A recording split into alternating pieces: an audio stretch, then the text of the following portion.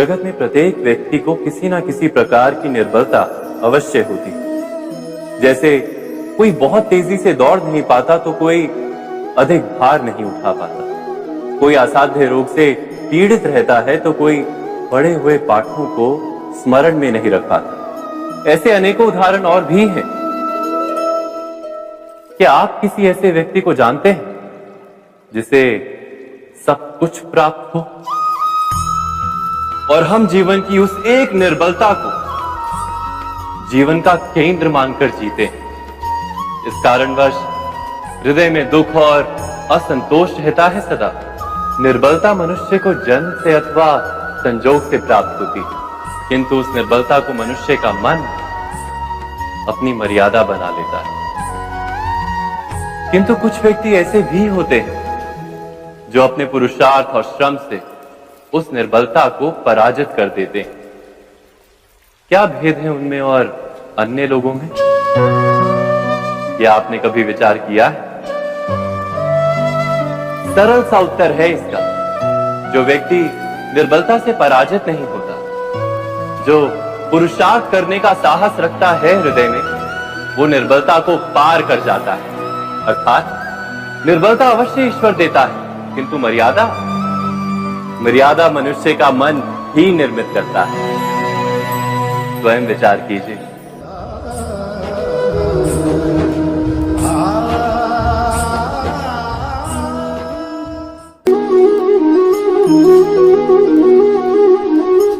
भविष्य का दूसरा नाम है संघर्ष। हृदय में आज इच्छा होती है और यदि पूर्ण नहीं हो पाती तो हृदय भविष्य की योजना बनाता है। भविष्य में इच्छा पूर्ण होगी ऐसी कल्पना करता रहता है, किंतु जीवन ना तो भविष्य में है ना अतीत में। जीवन तो इस क्षण का नाम, अर्थात इस क्षण का अनुभव ही जीवन का अनुभव। पर हम ये जानते हुए भी इतना सा सत्य समझ नहीं पाते।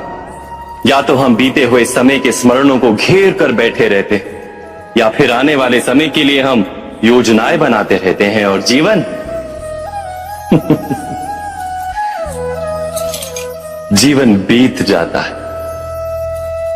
एक सत्य यदि हम हृदय में उतार लें कि ना हम भविष्य देख सकते हैं, ना ही भविष्य निर्मित कर सकते हैं, हम तो केवल धैर्य और साहस के साथ भविष्य को आलिंगन दे सकते हैं, स्वागत कर सकते हैं भविष्य का।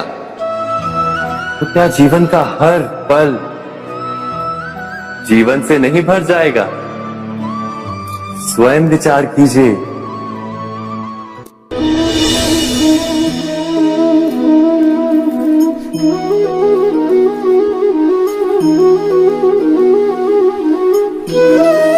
ज्ञान प्राप्ति सदा ही समर्पण से होती है, यह हम सब जानते हैं। किंतु समर्पण का वास्तविक महत्व क्या है? क्या हमने कभी विचार किया? मनुष्य का मन सदा ही ज्ञान प्राप्ति में विभिन्न बाधाओं को उत्पन्न करता है। कभी किसी अन्य विद्यार्थी से ईर्ष्या हो जाती है, कभी पढ़ाए हुए पाठों पर संदेह जमता है और कभी गुरु द्वारा दिया गया दंड मन को अहंकार से भर देता है। नहीं, क्या ऐसा नहीं होता? न जाने कैसे कैसे विचार मन को भटकाते हैं और मन की इसी अयोग्य स्थिति के कारण हम ज्ञान प्राप्त नहीं कर पाते। मन की योग्य स्थिति केवल समर्पण से निर्मित होती है। समर्पण मनुष्य के अहंकार का नाश करता है, ईर्ष्या, महत्वाकांक्षा आदि भावनाओं को दूर कर हृदय को शांत करता है और मन को एकाग्र करता है। वास्तव में ईश्वर की सृष्टि में ना ज्ञान की मर्यादा है ना ज्ञानियों की। गुरु दत्तात्रेय ने तो गाय और श्वान से भी ज्ञान प्राप्त कर लिया था। अर्थात विषय ब्रह्म ज्ञान का हो या जीवन के ज्ञान का या गुरुकुल में प्राप्त होने वाले ज्ञान का, उसकी प्राप्ति के लिए गुरु से अधिक महत्व है उस गुरु के प्रति हमारा समर्पण। क्या ये सत्य नहीं?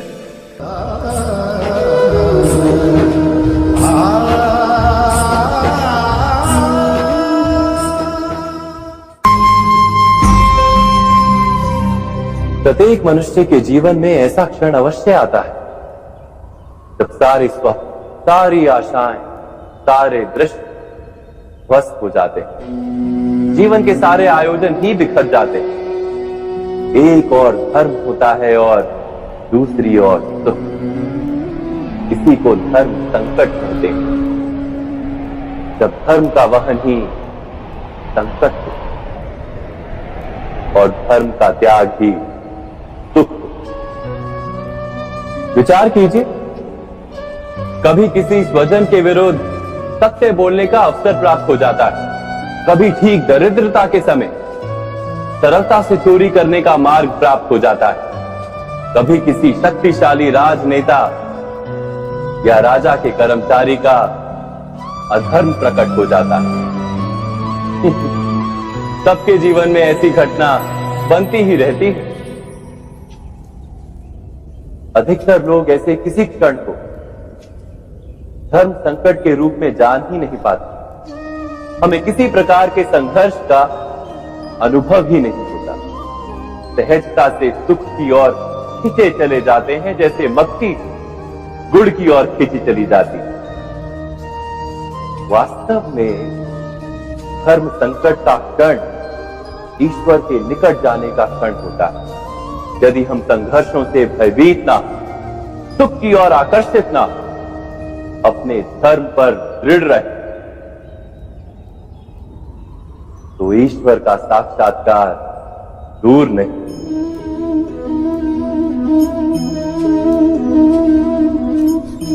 पवन से युद्ध करने वाला पत्ता यदि पेड़ से गिरता है तो भी आकाश की ओर उठता है।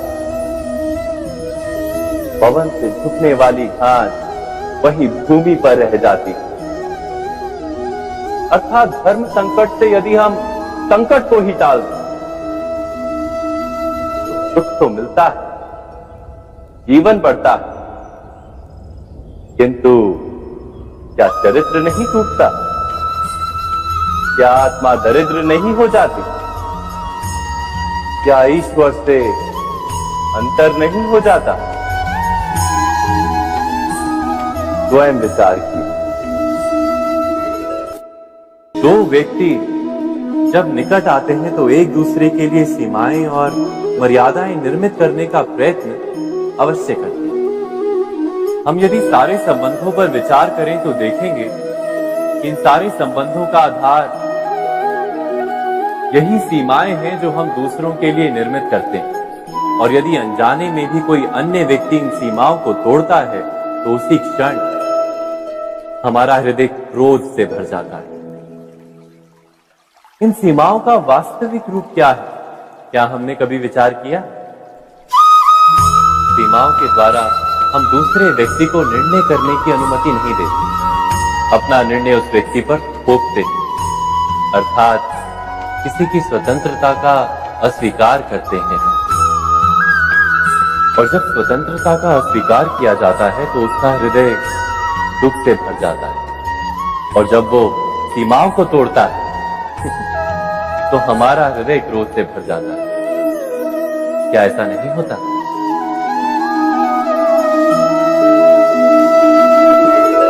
पर यदि एक दूसरे की स्वतंत्रता का सम्मान किया जाए तो किसी मर्यादाओं या सीमाओं की आवश्यकता ही नहीं होती। अर्थात जिस प्रकार स्वीकार किसी संबंध का देह है, क्या वैसे ही स्वतंत्रता किसी संबंध की आत्मा नहीं? स्वयं विचार कीजिए। सबके जीवन में ऐसा प्रसंग अवश्य आता है कि सत्य कहने का निश्चय होता है हृदय में, किंतु मुख से सत्य निकल नहीं पाता।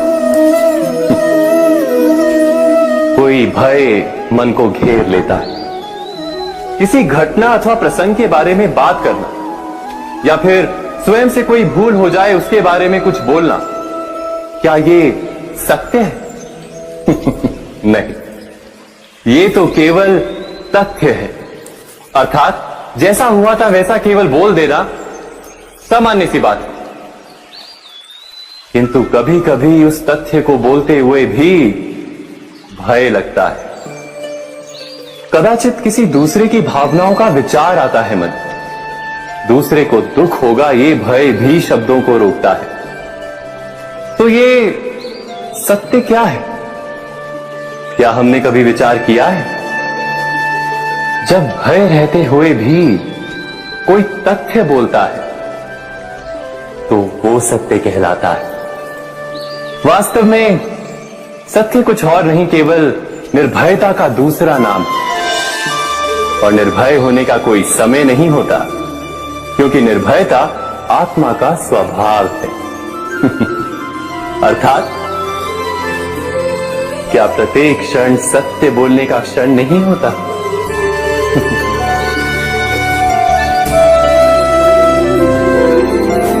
स्वयं विचार कीजिए।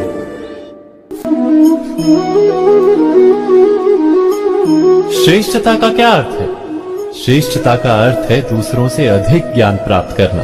अर्थात मूल्य इस बात का नहीं कि स्वयं कितना ज्ञान प्राप्त किया, मूल्य इस बात का है कि प्राप्त किया हुआ ज्ञान अन्य लोगों से कितना अधिक है। अर्थात श्रेष्ठता की इच्छा ज्ञान प्राप्ति को भी एक स्पर्धा बना देती है। और स्पर्धा में विजय अंतिम कब होती है?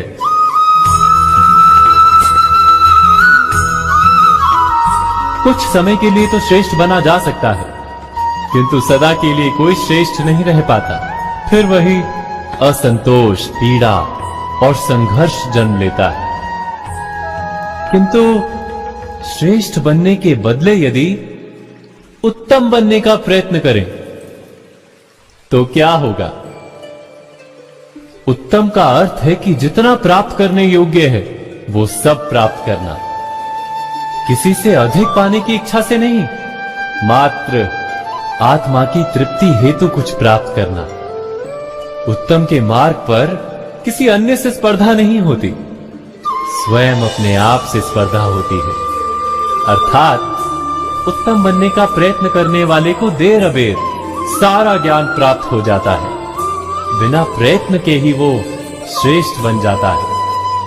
किंतु जो श्रेष्ठ बनने का प्रयत्न करता है वो श्रेष्ठ बने या ना बने, उत्तम कभी नहीं बन पाता।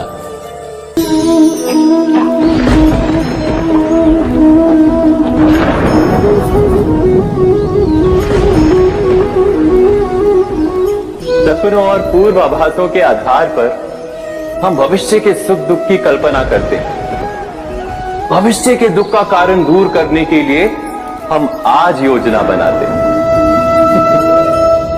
किंतु कल के संकट को आज निर्मूल करने से हमें लाभ मिलता है या हानि पहुंचती है? ये प्रश्न हम कभी नहीं करते। सत्य तो ये है कि संकट और उसका निवारण साथ जन से, व्यक्ति के लिए भी और सृष्टि के लिए भी। नहीं, आप अपने भूतकाल का स्मरण कीजिए, इतिहास को देखिए, आप तुरंत ही ये जान पाएंगे कि जब जब संकट आता है तब तब उसका निवारण करने वाली शक्ति भी जन्म लेती है। यही तो जगत का चलन है। वस्तुतः संकट ही शक्ति के जन्म का कारण है। प्रत्येक व्यक्ति जब संकट से निकलता है तो एक पद आगे बढ़ा होता है, अधिक चमकता है, आत्मविश्वास से अधिक भरा होता है, न केवल अपने लिए अपितु विश्व के लिए भी। क्या ये सत्य नहीं? वास्तव में संकट का जन्म है एक अवसर का जन्म, अपने आप को बदलने का, अपने विचारों को ऊंचाई पर करने का अवसर, अपनी आत्मा को बलवान और ज्ञान मंडित बनाने का अवसर। जो ये कर पाता है उसे कोई संकट नहीं होता, किंतु जो ये नहीं कर पाता वो तो स्वयं एक संकट है विश्व के लिए। विचार कीजिए।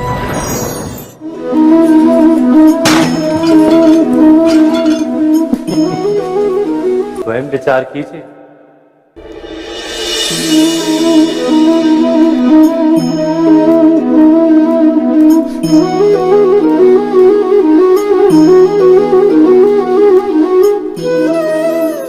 जीवन का हर क्षण निर्णय का क्षण होता है। प्रत्येक पद पर दूसरे पद के विषय में कोई निर्णय करना ही पड़ता है और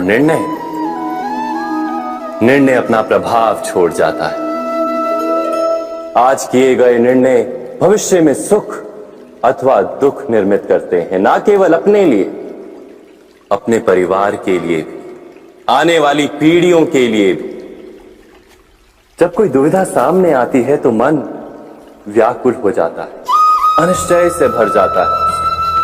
निर्णय का वो क्षण युद्ध बन जाता है और मन बन जाता है युद्ध भूमि। अधिकतर निर्णय हम दुविधा का उपाय करने के लिए नहीं, केवल मन को शांत करने के लिए लेते हैं। पर क्या कोई दौड़ते हुए भोजन कर सकता है? नहीं। तो क्या युद्ध से जूझता हुआ मन कोई योग्य निर्णय ले पाएगा? वास्तव में शांत मन से जब कोई निर्णय करता है तो अपने लिए सुखद भविष्य बनाता है, किंतु अपने मन को शांत करने के लिए जब कोई निर्णय करता है तो वो व्यक्ति भविष्य में अपने लिए कांटों भरा वृक्ष लगाता है। स्वयं विचार कीजिएगा।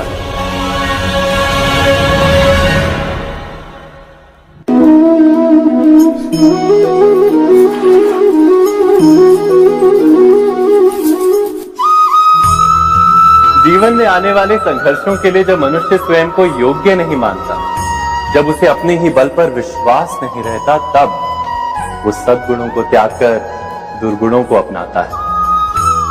वस्तुतः मनुष्य के जीवन में दुर्जनता जन्म ही तब लेती है जब उसके अंतर में आत्मविश्वास नहीं होता।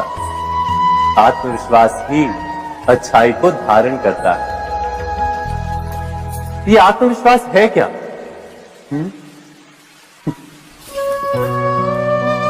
जब मनुष्य ये मानता है कि जीवन का संघर्ष उसे दुर्बल बनाता है, तो उसे अपने ऊपर विश्वास नहीं रहता। वो संघर्ष के पार जाने के बदले संघर्ष से छूटने के उपाय ढूंढने लगता है। किंतु जब वो ये समझता है कि ये संघर्ष उसे अधिक शक्तिशाली बनाते, ठीक जैसे व्यायाम करने से देह की शक्ति बढ़ती है, तो प्रत्येक संघर्ष के साथ उसका उत्साह बढ़ता है। अर्थात आत्मविश्वास और कुछ भी नहीं, मन की स्थिति, जीवन को देखने का दृष्टिकोण मात्र है। और जीवन का दृष्टिकोण तो मनुष्य के अपने वश में होता है। स्वयं विचार कीजिए।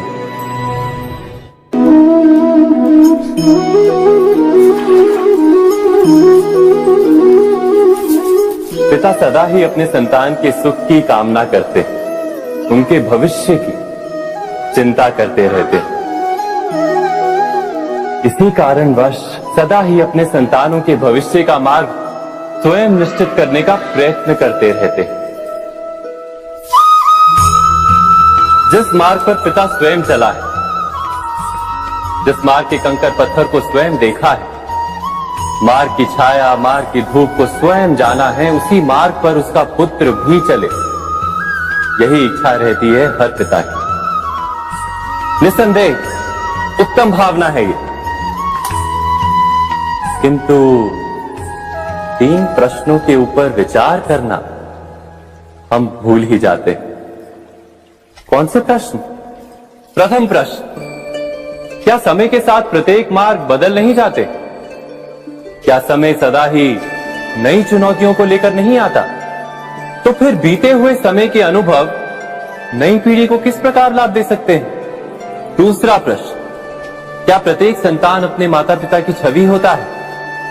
हाँ, संतानों को संस्कार तो अवश्य माता पिता देते हैं, किंतु भीतर की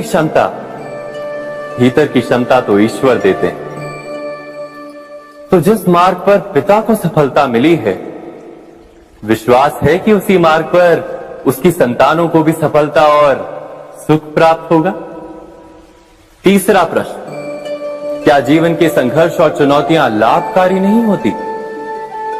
क्या प्रत्येक नया प्रश्न एक नए उत्तर का द्वार नहीं खोलता? तो फिर संतानों को नए नए प्रश्नों, संघर्षों और चुनौतियों से दूर रखना, ये उनके लिए लाभ करना कहलाएगा या हानि पहुंचाना? अर्थात जिस प्रकार संतान के भविष्य का निर्माण करने के बदले उसके चरित्र का निर्माण करना श्रेष्ठ है, वैसे संतानों के जीवन का मार्ग निश्चित करने के बदले उन्हें नए संघर्षों के साथ जूझने के लिए मनोबल व ज्ञान देना अधिक लाभदायक नहीं होगा? स्वयं विचार कीजिए। मनुष्य की सबसे बड़ी दुर्बलता क्या होती है? सोचिए। धन, प्रेम, अहंकार। मनुष्य की सबसे बड़ी दुर्बलता होती है उसके रहस्य। चाहे आप कितने भी शक्तिशाली क्यों ना हो, कितने भी प्रबल क्यों ना हो, परंतु उसके रहस्य उसके नाश की चाबी होती है। इसलिए यदि प्रबल रहना है, शक्तिशाली रहना है, समर्थ रहना है, तो अपने रहस्य को किसी को भी ना बताए, ना मित्र को और ना ही शत्रु को, क्योंकि समय पड़ने पर कब कौन शत्रु हो जाए ऐसा कहना संभव नहीं। विभीषण को रावण के अमृत कुंड का ज्ञात था, इसीलिए प्रभु श्री राम रावण का वध करने में सफल हो सके। इसलिए उचित यही है कि आप अपने रहस्य को स्वयं तक ही सीमित रखें। मनुष्य जीवन की परीक्षा में सफल होने के लिए क्या नहीं करता? वो परिश्रम करता है, दौड़ भाग करता है, और ये सब करने के पश्चात भी जब उसका काम नहीं बनता तो वो नकल करता है ना? तनिक लौटिए अपने बचपन में, स्मरण कीजिए अपने बचपन की स्मृतियों का। क्या स्मरण हुआ? विद्यालय में जब आप परीक्षा देने जाते थे तो क्या होता था? आप ना सही, परंतु कोई ना कोई सफलता पाने के लिए नकल करता ही था और उत्तीर्ण भी हो जाता था, है ना? परंतु जीवन की परीक्षा ऐसी नहीं होती। नकल करने वाला सफल नहीं होता। कारण विद्यालय में सबके प्रश्न पत्र एक होते थे, परंतु जीवन के प्रश्न पत्र और उनकी कठिनाई सबके लिए भिन्न होती, तो निश्चित रूप से उनके उत्तर भी भिन्न होंगे ना। इसलिए यदि आपको जीवन में सफलता पानी है तो नकल ना कीजिए, स्वयं के प्रश्नों का उत्तर स्वयं ढूंढिए और सफलता आपकी ही होगी। मनुष्य का जीवन हार और जीत, विजय और पराजय, सफलता और असफलता के मध्य झूलता रहता है। आपके साथ भी ऐसा होता होगा, है ना? जब आप सफल होते हैं, किसी चुनौती पर विजय पाते हैं, तो मन प्रसन्नता से आनंद के उपवन में झूमने लगता है, और जब आप असफल होते हैं तब मन दुख और पीड़ा के सागर में डूबने लगता है। परंतु वास्तव में सफलता और असफलता है क्या? तनिक ध्यान से सोचिए। ये केवल हमारी मनोस्थिति मात्र है। हमारी पराजय तब नहीं होती जब हमारा शत्रु विजय प्राप्त कर ले। हमारी पराजय तब होती है जब हम पराजय स्वीकार करें। हम असफल तब नहीं होते जब हम लक्ष्य ना पा सके। हम असफल तब होते हैं जब हम प्रयास करना बंद कर दें। इसलिए प्रयास करते रहें और हार ना माने, क्योंकि जिस दिन आप हार स्वीकारना बंद कर देंगे, जीत आपके चरणों में होगी। अब सबने बरगद के वृक्ष को तो देखा ही होगा। क्या आपको ज्ञात है बरगद के वृक्ष के बीज का आकार राई से भी छोटा होता है, परंतु बरगद का वृक्ष संसार के महाकाय वृक्षों में जाना जाता है। जब उसका जन्म होता है तब उसमें वो जटाएं, वो शाखाएं नहीं होती, परंतु जैसे जैसे उसका विस्तार होता है, जैसे जैसे वो अधिक शाखाओं का भार उठाता है, अधिक पत्तियों का सृजन करता है, वैसे वैसे उसकी शाखाएं जटाएं बनकर जड़ तक पहुंचती है और इस वृक्ष को सहारा देती है। ये जीवन का बहुत महत्वपूर्ण पथ है। बिना लोभ लालच शुभ कार्य करें, अन्य लोगों की सहायता करें। धीरे धीरे आपने जिनकी सहायता की वो आपके सहायक बनते जाएं, आपकी जड़ों को और बलशाली बनाएंगे, आयु मान और आकार बढ़ाएंगे। सहजीवन, सहायता और निष्काम कर्म आपको मृत्यु के पश्चात भी मरने नहीं देगा, आपको अमर रखेगा। हमारा शरीर प्रकृति का एक महान आविष्कार है। इससे जटिल संरचना संसार में और कोई नहीं। हमारा शरीर जितना जटिल है, यदि इसे ठीक से जाना जाए तो इससे अधिक सरल ज्ञान देने वाला और कोई नहीं। हमारे शरीर में पंच इंद्रियां होती हैं जो हमें भाव, गुण और वस्तुओं का बोध कराती हैं। हमारे पास आंखें हैं, नाक है, स्पर्श के लिए त्वचा है, कान है और जीभा है। सबका भिन्न भिन्न कार्य है। आंखों से देखना, कानों से सुनना, नथनों से श्वास लेना, त्वचा से स्पर्श करना और जीभा से स्वाद लेना। परंतु क्या आपने कभी सोचा कि प्रकृति ने हमें 2 आंखें दी, 2 नथने दी, 2 कान दी, स्पर्श के लिए ये पूरा शरीर दिया, परंतु जीभा केवल 1 दी? ऐसा क्यों? क्योंकि प्रकृति चाहती है कि हम देखें अधिक, सुने अधिक और ज्ञान अधिक अर्जित करें, बोले कम। क्योंकि अधिक वाचाल नाश को निमंत्रण देता है। स्मरण रखिएगा।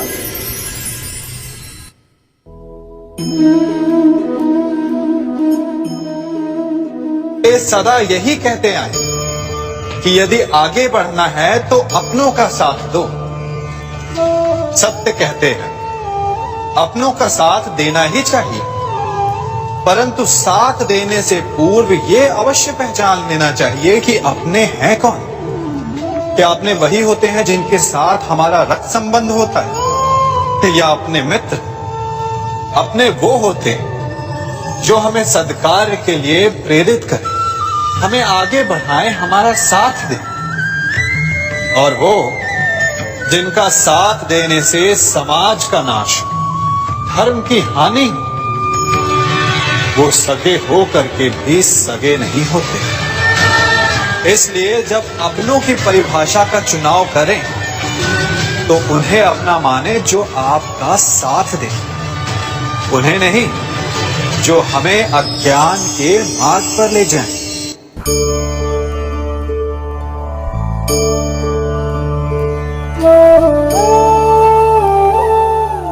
आप जिनसे प्रेम करते हैं सदा उनके समीप रहना चाहते हैं, नहीं चाहते कि कभी अपनों से दूर होना पड़े, बिछड़ना पड़े। परंतु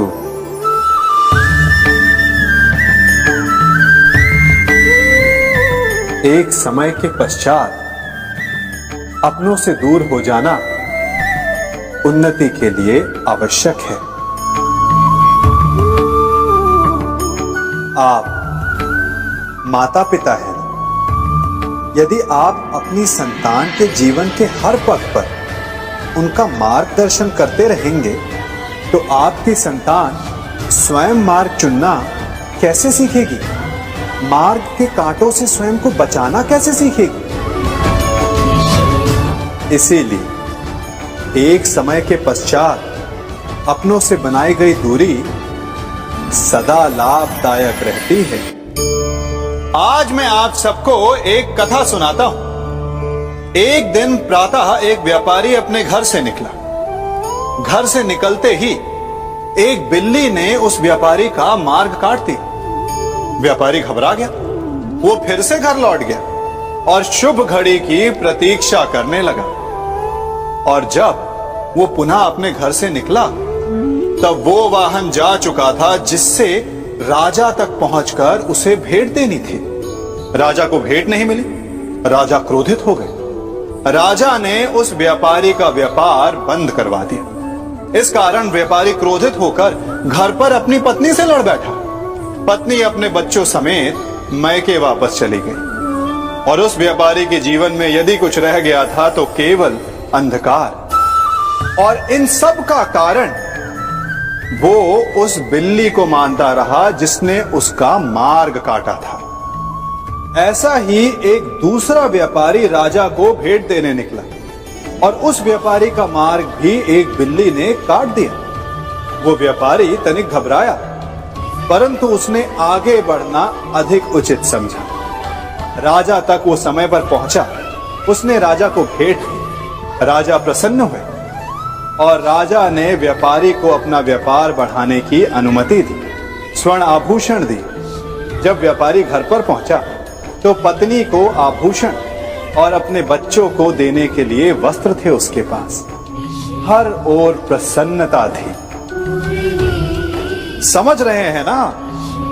दोनों के साथ एक ही प्रकार की घटना हुई, परंतु दोनों की प्रतिक्रिया भिन्न थी। ऐसा ही हमारा जीवन भी है। हमारे जीवन में प्रारब्ध का अपना स्थान है, परंतु उससे कई अधिक महत्वपूर्ण हमारी प्रतिक्रिया, हमारे सोच का प्रभाव है, क्योंकि यही हमारे जीवन को आकार देते हैं। इसलिए अपनी सोच को सकारात्मक रखिए। आपका जीवन सदैव आनंदमय।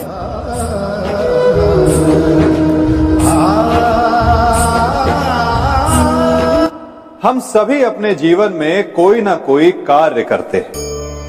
कार्य करते हैं तो थकान की अनुभूति होती है और यदि थकान ना उतरे तो कार्य करने का मन नहीं करता। हम आशा करते हैं कि कदाचित एक दिन में 24 के स्थान पर 26 घंटे होते तो आराम करने के लिए हमें और अधिक समय मिल जाता। हमें ऐसा अनुभव होता है कि हम बहुत अधिक कार्य कर रहे हैं, है ना? परंतु क्या आपने कभी सोचा है कि जो लोग संसार में सफल हैं उनके पास भी सफल होने के लिए दिन में केवल 24 घंटे थे? तो फिर वो सफल क्यों है? इसका एक छोटा सा रहस्य है। वो कार्य चुनते हैं जो उन्हें प्रिय है, जिसे करने में उन्हें आनंद आता है। उन्हें लगता ही नहीं कि वो कार्य कर रहे हैं, उन्हें लगता है कि वो प्रतिपल आनंद मना रहे हैं। और जब आप आनंद मनाते हैं तो थकान कैसी? इसलिए यदि आप जीवन में कोई भी कार्य करें तो वो आपके मन को भाना चाहिए, या जो कार्य आप कर रहे हैं उसे अपने मन को भा देने दो। सफलता आपको मिलेगी। कभी सोचा है हमारा जीवन भी उस रेत की घड़ी की भांति है? जो रेत नीचे गिर चुकी है वो हमारा अतीत है। जो अब भी ऊपर है वो हमारा आने वाला भविष्य है। और वर्तमान ये संकुचित स्थल है जहां से धीरे धीरे करके रेत गिर रही है। अर्थात हमारे पास जीने के लिए यही एक क्षण है। उसका उपयोग कैसे करना है ये हम पर निर्भर करता है। जो बीत गया उसका दुख मनाना है, या जो भविष्य में होने वाला है उसकी प्रतीक्षा में क्रोध करना है। सब कुछ करने के लिए यही एक क्षण है। प्रसन्न रहना है तो उसके लिए भी यही एक पल है। प्रतीक्षा करते रहोगे तो ये पल भी भूतकाल में बदल जाएगा। इसलिए आनंद के लिए, परोपकार के लिए प्रतीक्षा ना कीजिए, आपके पास जो पल है उनका भरपूर सदुपयोग कीजिए, क्योंकि इस घड़ी को पलटकर आप फिर से समय अवश्य गिन सकते हैं, परंतु अपना बीता हुआ समय आप वापस नहीं लौटा पाएंगे। मनुष्य भी बड़ा विचित्र प्राणी है। अपनों से नीचे के स्तर के लोगों को वो हे दृष्टि से देखता है, उनका उपहास उड़ाता है, उनसे बार बार कहता है कि तुम्हारा कुछ नहीं हो सकता, तुम भविष्य में कुछ नहीं कर पाओगे। जब मनुष्य के पास धन, संपत्ति, मान होता है तो वो दूसरों का आदर नहीं करता, परंतु वो एक बात भूल जाता है कि उससे भी अधिक शक्तिशाली कोई अस्तित्व में है, और वो है समय। काल काल अपना चक्र कब बदलेगा ये कोई नहीं जानता। समय अपनी करवट कब लेगा ये कोई नहीं जानता। कोयला भी समय के साथ साथ हीरे में परिवर्तित हो जाता है। इसलिए जीवन में कभी भी किसी का भी उपहास नहीं उड़ाना चाहिए।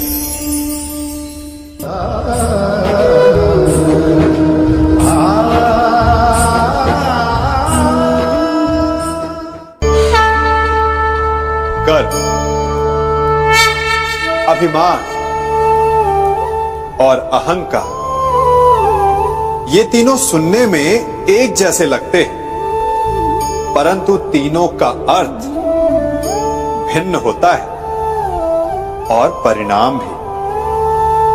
तीनों का आरंभ प्रेम से होता है। स्वयं से प्रेम, परिश्रम हमारे मन में गर्व को जन्म देता है और सफलता अभिमान जगाती है।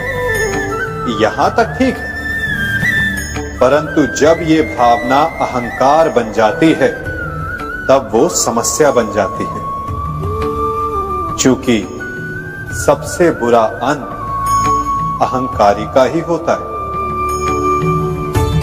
परंतु मनुष्य के लिए पहेली यही है कि पहचाना कैसे जाए कि अहंकार जग गया है और उसका दमन आवश्यक है। इसका उत्तर मैं नहीं, आपका मन देगा। जब तक आप स्वयं से प्रसन्न हैं, जब तक आप सबसे ऊंचा उठने का प्रयास कर रहे हैं, तब तक ठीक है। परंतु जब आपके मन में दूसरों को नीचा समझने का भाव आ जाए तो सावधान हो जाइए, क्योंकि यही अहंकार है जो वास्तव में आपको हीन कर रहा है।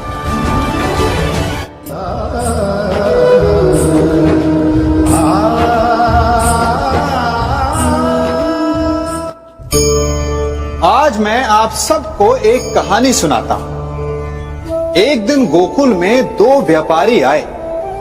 एक व्यापारी शहद का था, बड़ा मीठा शहद था उसका, परंतु वो गोकुल में टिक नहीं पाया। उसके व्यापार ने घाटा खाया और शीघ्र ही वो गोकुल छोड़कर चला गया। और दूसरा व्यापारी मिर्च का था। पहले दिन वो एक पोटली लाया और दूसरे ही दिन वो पूरी बैलगाड़ी भर कर लाया, और धीरे धीरे पूरी मथुरा में उसकी धाक जम गई। मुझे बड़ा आश्चर्य हुआ, तो मैंने बाबा से पूछा कि ऐसा क्यों कि एक मीठे शहद का व्यापारी कंगाल हो गया और एक मिर्च का व्यापारी धीरे धीरे नगर सेठ बन गया। बाबा मुस्कुराए और उन्होंने कहा कि मीठी बोली बोलने वाले की तीखी मिर्च भी बिक जाती है, और जो कड़वी बोली बोलता है उसका मीठा शहद भी नहीं बिकता।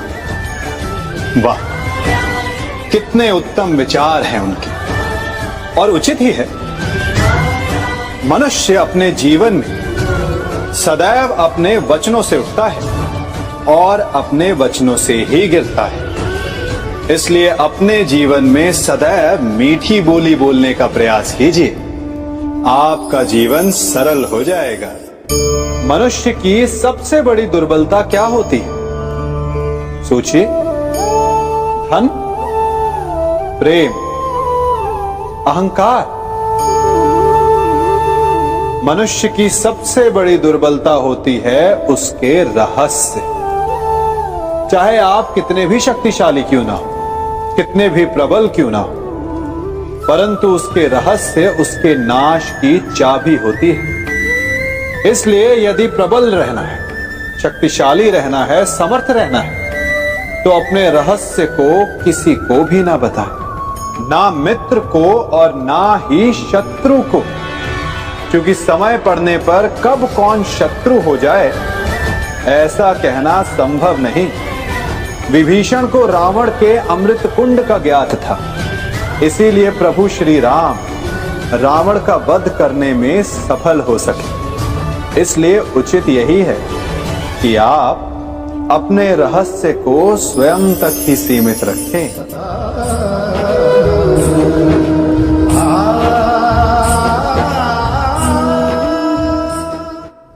युवा अवस्था भी हमारे जीवन का कितना सुंदर काल होता है ना। बाहु में बल, मन में कुछ बड़ा कर जाने की चाह, आंखों में भविष्य के सुंदर और कोमल सपने। और इसी अवस्था में मनुष्य के भीतर पनपता है प्रेम। किसी को देखकर उस पर मन मोहित हो जाता है और फिर मनुष्य अपना सब कुछ उस पर न्यौछावर कर देना चाहता है। फिर प्रेम की परिणति होती है विवाह में। क्यों? सबको अपने खट्टे मीठे संस्मरण स्मरण हुआ है ना। परंतु यहीं से अधिकतर माता पिता और संतान के मध्य विचारों का विरोध प्रारंभ हो जाता है। संतान को लगता है कि उसका चुना जीवन साथी ही उसके लिए उपयुक्त है, और माता पिता को लगता है कि संतान अनजाने में भूल कर रही है।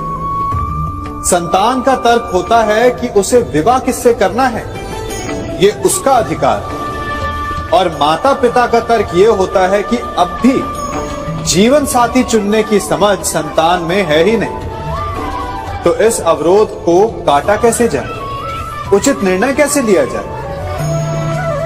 इसका एक ही मार्ग है, अपने उत्तरदायित्व का भान और अपनों से बड़ों के मापदंडों का भान। विवाह करने से पूर्व ये जान लेना आवश्यक है कि विवाह केवल अपने प्रेम को पाने का मार्ग नहीं है, अपितु विवाह से जीवन का एक नया द्वार भी खुलता है।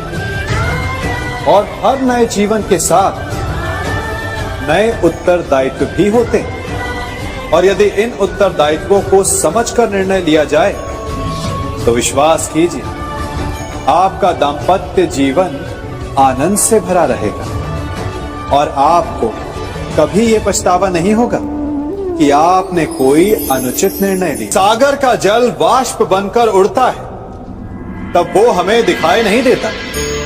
मेघ उस जल को अपने भीतर छिपा लेते हैं, लंबी यात्रा करते हैं, प्रयास करते हैं कि वो जल सदा उनके भीतर छिपा रहे। परंतु जब वायु का वेग उन्हें उड़ाकर किसी पर्वत से ले जाकर के टकरा देता है, तब उन मेघों को बरसना ही पड़ता है, क्योंकि यही नियति है, यही प्रकृति है। क्योंकि जल को सागर में जाकर मिलना ही है। ठीक ऐसा ही हमारे साथ भी होता है। हम सत्य अपने मन के मेघों में चाहे जितना छिपाने का प्रयास कर ले, परंतु समय की आंधी उसे वास्तविकता के पर्वत से ले जाकर के टकराकर हमारे समक्ष ले ही आती है। जिस भय के कारण आप सत्य को सामने नहीं लेकर आना चाहते, एक दिन वही भय हमारे समक्ष आकर खड़ा हो जाता है और फिर हम लाचार हो जाते हैं, क्योंकि हमने उस भय का सामना करने की तैयारी नहीं की होती। इसलिए सत्य से भागे नहीं, उसे छिपाए भी नहीं, उसे स्वीकार करें। भविष्य की बड़ी विपत्ति से बच जाएंगे।